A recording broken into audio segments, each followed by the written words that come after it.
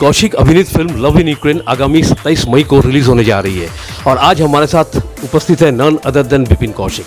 विपिन, हम पहले जानना चाहते हैं लव यूक्रेन में ही क्यों? सबसे पहले तो नमस्कार। लव यूक्रेन में इसलिए क्योंकि बहुत सारे पार्ट्स हैं इसमें।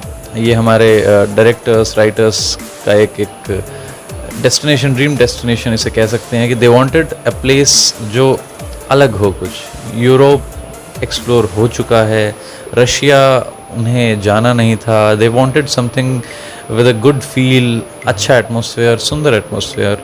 तो उसमें बहुत सारी जगहें डिस्कस हुई, उसमें यूक्रेन एक था जिसे चुना गया। हम जानना चाहेंगे कि विपिन, इस फिल्म में आपका किरदार कैसा रहा, किस तरीके से ये इवॉल्व हो रहा है?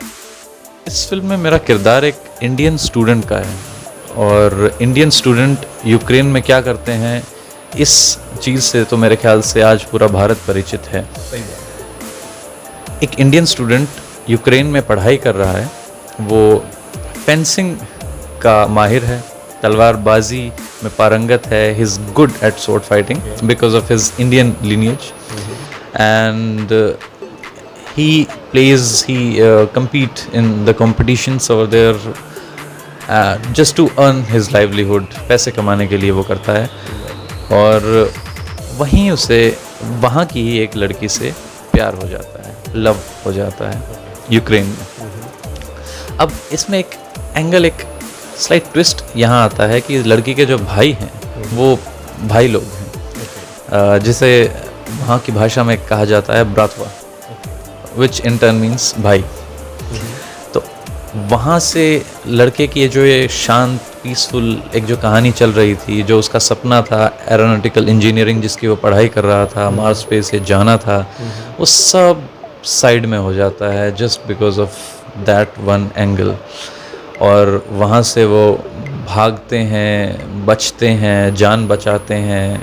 क्या होता है ये आपको फिल्म में देखने को, इसके लिए फिल्म देखनी पड़ेगी। अच्छा विपिन, हम जानना चाहते हैं, जिस वक्त इस फिल्म की शूटिंग चल रही थी उस वक्त युद्ध छिड़ा हुआ था, हमने ऐसा सुना है, तो काफ़ी सारी कठिनाइयों का सामना करना पड़ा है आपको या आपकी पूरी टीम को, तो क्या कहना चाहिए? मैं सबसे पहले इसमें एक क्लैरिटी दे देना चाहता हूँ। जब हम शूटिंग कर रहे थे तब युद्ध नहीं छिड़ा हुआ था। सबसे पहले मैं ये बताना चाहता हूँ आपको और पूरे भारत देश की मीडिया और जनता को, उस समय तनाव था। युद्ध छिड़ना और तनाव होना, इसमें थोड़ा अंतर होता है। आप तनाव महसूस करते हैं इंडिया पाकिस्तान के बॉर्डर पर, लेकिन वहाँ पर सीज फायर का उल्लंघन हो जाता है, फायरिंग हो जाती है, लेकिन वो एक जो लाइन है, वो एक सीमा है, वो आगे पीछे नहीं होती। तो वहाँ पर जब हम थे तो हमें खबर ये मिली कि बॉर्डर पर रशियन ट्रूप्स हैं, और मैंने भी उसे ऐसा ही कुछ माना कि जैसे भारत पाकिस्तान हम देखते सुनते आए हैं। ये नहीं पता था कि कुछ समय बाद ये इतना मोड़ ले लेगा, it will turn into this much of a disaster.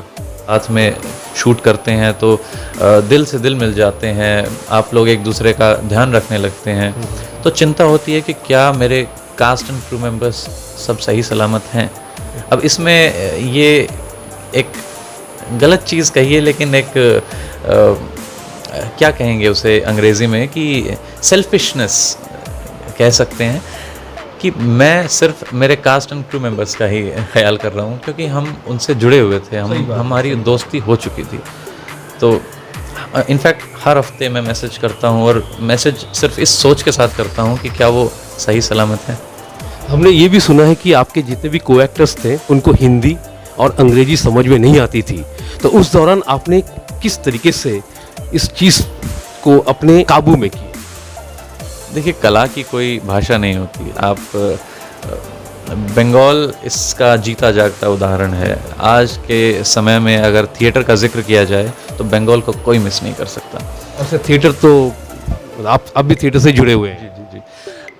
तो कला की कोई भाषा नहीं होती, और भाषा संवाद में दिक्कत करती है। There is a gap of conversation but not your art. आप जब सीखते हैं, समझते हैं, you practice it, you rehearse it, and you know what you are doing, you know which page you are in, तो उसमें आपको उतनी परेशानी नहीं आती है। थोड़ा सा आपको ज़्यादा मेहनत करना पड़ता है, जो हमने की, और रिजल्ट आपके सामने है। ट्रेलर आप देख चुके हैं या आप देखेंगे।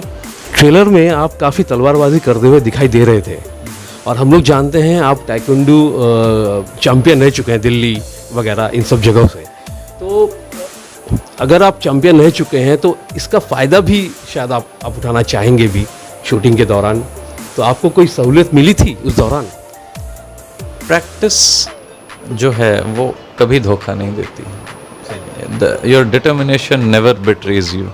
जब मैं ताइक्वांडो की प्रैक्टिस जो मैंने सालों तक की यहाँ पे, तो कहीं ना कहीं वो मुझे मेरी 2 फिल्में शूट हो चुकी हैं और दोनों में ही काम आई हैं। जितने भी एक्शन सीक्वेंस मैंने किए, कहीं ना कहीं उसका बेस ताइक्वांडो रहा। So practice actually makes a man perfect. काफ़ी बड़े बड़े अभिनेताओं ने जब आपको देखा है, उनको लगा कि आप अमिताभ बच्चन की तरह दिखते हो, या आपकी वॉइस काफ़ी दमदार है, आप काफ़ी आगे तक जाने वाले हो। क्या कहना चाहेंगे? इसे मैं प्रेम कह सकता हूँ, इसे मैं आशीर्वाद कह सकता हूँ, क्योंकि हाइट तो जेनेटिक है, नेचुरल है, उसमें मेरा कोई हाथ नहीं है। लेकिन आवाज़ के लिए हमने मेहनत भी की है, हम थिएटर किया करते थे, और साथ ही साथ इसे भी एक आप ब्लेसिंग ही कह सकते हैं कि आवाज़ मेरी इस तरीके की हुई। अब इसमें 2 मत ये हैं कि मैं अपनी आवाज़ को उस लेवल पे नहीं देख पाता जिस लेवल पे मुझे इनपुट्स दिए जाते हैं। जैसे कि आपने अभी कहा कि वहाँ तक मैं शायद अभी तक नहीं पहुँच पाया हूँ कि क्या मेरी आवाज़ इतनी अच्छी है। तो मेहनत उसी तरीके से की जाती है। एक बार अच्छा नहीं गया तो दूसरी बार बोलो, दूसरी बार नहीं गया तो तीसरी बार बोलो, अनटिल और अनलेस ये पसंदीदा या सुंदर रूप से आप बाहर नहीं ले आ पाओ। तो ये एक थिएटर ने मुझे सिखाया, दिया, और इसी चीज़ को साथ लेकर मैं कैमरा के सामने आया और वो काम आया।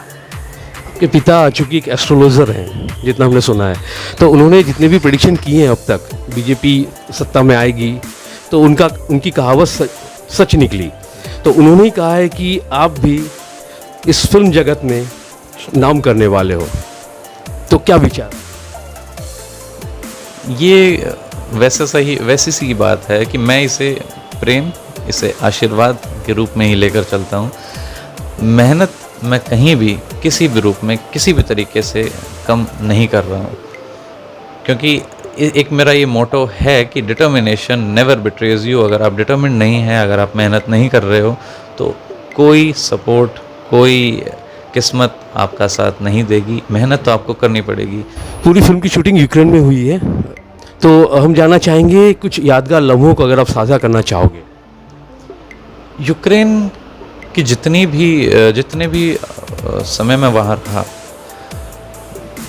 सुंदरता मैं आपको शब्दों में बयां नहीं कर सकता। सुंदरता उस जगह की, वहाँ के लोगों की, जिस तरीके से लोग आपसे मिलते हैं, आपका ख्याल रखते हैं, आपको खाना खिलाते हैं। जैसे हमारे भारत में है ना कि आपको खिला खिला के ठूस देंगे, ये वहाँ भी कुछ वैसा ही देवो भवो यही चला रहा है। ऐसा कुछ मुझे वहाँ भी देखने को मिला, तो बहुत अपनापन लगा, बहुत अच्छा लगा। बहुत सुंदर देश, बहुत सुंदर लोग, और आपको यूरोपियन आर्किटेक्चर और रशियन आर्किटेक्चर का एक बड़ा ब्यूटीफुल सा मिक्स आपको वहाँ देखने को मिलता है। अब मैं मिलता है इस उम्मीद से कह रहा हूँ कि युद्ध रुके और शहर जो तबाह हुए हैं या हो रहे हैं वो दोबारा रिकंस्ट्रक्ट हों, वो सुंदरता हम और आप फिर से देख पाएँ, ये मेरी उम्मीद है। हमने ये भी सुना है कि यूक्रेन में आपको वेजिटेरियन खाना नहीं मिलता था। आप ओला या उबेर अगर पकड़ते थे तो भाषाएं उनकी हुआ करती थी। हालांकि वो अंग्रेजी जानते हैं, फिर भी वो अंग्रेजी में आपसे बात नहीं करते थे। तो किस तरीके से मतलब इस चीज़ को आपने देखा? सबसे पहले तो मैं आपकी तारीफ़ कर लूँ कि आपने होमवर्क बहुत अच्छा किया है। Thank you. आप एक एक चीज़ को, एक एक इन्फॉर्मेशन को पकड़ के लेके आए हैं। जी, वेजिटेरियन हूँ मैं, और तकलीफ़ हुई, लेकिन वो मेहनत के ही दायरे में मैं उस चीज़ को डाल देता हूँ कि आप जब विदेश जाते हैं और अगर आप वेजिटेरियन हैं तो अपना खाना साथ लेकर जाएं। एटलीस्ट 1 महीने का ऐसा कुछ साथ लेकर जाएं जो एक बार दिन में एक बार जिसे आप खा सकें, वो मैंने नहीं किया। जो मैं सीख गया हूँ अब, आपको वहाँ पे सुपरमार्केट में किसी लेबल पे, किसी प्रोडक्ट पे रेड बॉक्स, ग्रीन बॉक्स भी नहीं मिलता है। तो उनके लिए वेजिटेरियन इज़, मैंने एक पिज़्ज़ा शॉप में कहा कि आप मुझे वेजिटेरियन पिज़्ज़ा दीजिए। दे सेड ओके, हम एग्स और फिश डाल देते हैं। उनके लिए ये वेजिटेरियन है। तो दिक्कतें तो हुई, लेकिन मज़ेदार था, मेहनत थी और एक अलग एक्सपीरियंस था जो शायद मैं और कुछ ही लोग हैं जो साझा कर सकते हैं, रख सकते हैं। कुछ यादगार पलों को अगर शूटिंग के दौरान कुछ अगर और कुछ कहना चाहेंगे आप? हमारे जब आप तलवारबाजी आप देख रहे हैं ट्रेलर में, और मेरे ख्याल से ट्रेलर में पहला शॉट जो आप देखते हैं वो तलवारबाजी का है। तो वो पहला दिन भी था, और पहला दिन कहें कि पहली रात कहें शूटिंग की, और बॉडी डबल्स आ चुके थे। और जैसा कि सिलसिला चलता है कि आप जो भी क्लोज़अप होंगे वो एक्टर देगा, जो भी एक्शन सीक्वेंस हैं, तो चूंकि आपके मूवमेंट बहुत प्रिसाइज दिखें, बहुत अच्छे दिखें, प्रोफेशनल दिखें, तो उसके लिए बॉडी डबल का इस्तेमाल किया जाता है। और करना भी चाहिए, क्योंकि अच्छा वही कर सकते हैं। एक एक्टर उस लेवल की परिपक्वता, उस लेवल की मैच्योरिटी के साथ परफॉर्म नहीं कर सकता। हम वहाँ पर तलवार लेकर थोड़ी सी प्रैक्टिस कर रहे थे, और बॉडी डबल्स रेडी हो चुके थे शॉट देने के लिए। तो my director came to me, is like, Vipin, why don't you do it? I was like, sir मुझे एक हफ्ता हुआ है प्रैक्टिस करते हुए, मैं शायद नहीं कर पाऊँ उस लेवल का जैसा ये मेरे ख्याल से 10, 20, 25 साल से करते आए हैं। बोलते no no, your movement is good.